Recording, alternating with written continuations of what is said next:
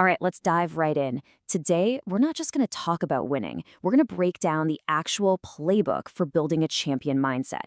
This is all about changing how you attack every single challenge you face, starting, well, right now. But before we go any further, I want you to pause for a second. Really think about this question. What's that one thing, that one reason you give yourself when you don't quite hit the mark? Got it?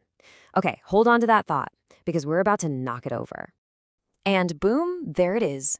That reason you just came up with, according to our source material, that's an excuse. And that excuse is the single biggest wall between where you are and where you want to be. See, it's not about talent, it's not about luck. It all starts with the stories we tell ourselves. So, here's our game plan. First, we're going to tear down that dream killer, excuses. Then, we'll lock in the number one rule for success. After that, we're making pain our new best friend, building habits that literally manufacture success. And finally, we're going to face the only opponent that really matters. Okay, let's get into part one, excuses. Before you can build something new, you have to completely demolish the old foundation. And mediocrity, well, it isn't something that just happens. It's a choice. And it almost always starts with a reason for not going all in. I mean, just look at this. The dividing line is crystal clear. It's one or the other. On one side, you've got the average response, making excuses, talking a big game, running from anything that hurts. And on the other side, the champion's response, making adjustments on the fly, grinding when no one's watching, and actually seeking out pain. That little switch, from making an excuse to making an adjustment, that's everything. Which brings us right to the antidote for every excuse out there, radical responsibility. And this isn't just a suggestion, it's the absolute non-negotiable foundation of the entire champion mindset. And this just nails it, doesn't it? Look, anyone can take credit when things go right. That's easy. But a champion? They own the losses.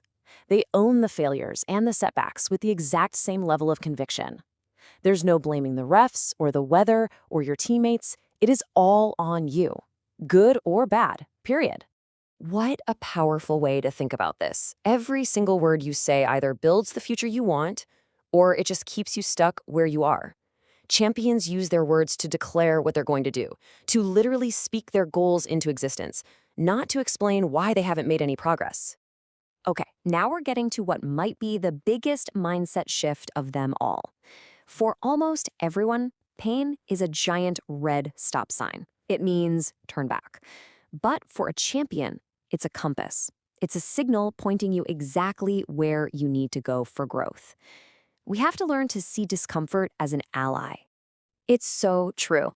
The thing that separates the truly elite from everybody else isn't what they do when things are easy. It's what they do when things get brutally hard, when every cell in their body is screaming at them to just stop. That's the moment that defines them. Just let that one sink in for a minute.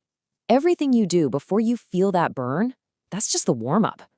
The real work, the stuff that actually changes you, that only starts when you slam into that wall of discomfort and decide to go through it anyway. Pain isn't the finish line, it's the starting line.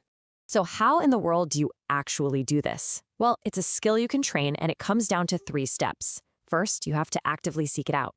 Ask yourself every morning, how can I be uncomfortable today? Maybe it's that cold shower or that difficult phone call you've been putting off. Second, you simulate. You practice for the worst-case scenario, so when chaos hits for real, you're ready. And finally, you immerse yourself. You just expose yourself to that discomfort so often that it starts to lose its power over you. Now, having the right mindset is absolutely critical, but let's be real, it's totally useless without action.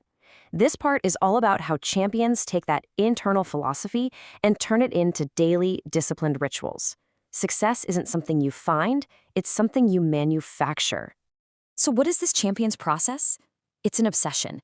It's a deep understanding that what happens on game day is just the final product of what you did in the dark when nobody was watching.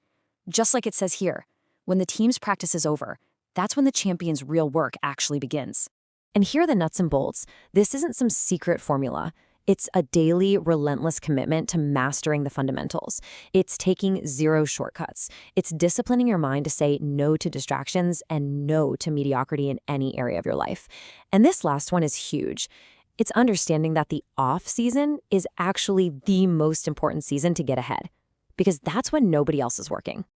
And all of this brings us to our final and maybe most important section. After all the training, all the discipline, you start to realize something. The competition, the obstacles, the biggest threat to your success, it's not out there. It's in here. And this quote just crystallizes the whole idea. The only person you ever need to be better than is the person you were yesterday. The daily battle against your own laziness, your own self-doubt, your own craving for comfort, that is the only war that matters. You win that one every single day, and the external victories, they'll just take care of themselves. And really, it all boils down to this simple, powerful truth. First, you have to choose to be successful. You have to decide. Honestly, that's the easy part. But then comes the commitment. The daily, grinding, relentless decision to do what it takes, especially on the days you don't feel like it. We all know a champion when we see one. We see the dedication, the grit, the results. But that's not what's important. The real question this whole explainer leaves us with is this. When you look in the mirror, can you see that person in yourself? Because that belief, right there, that's where it all begins.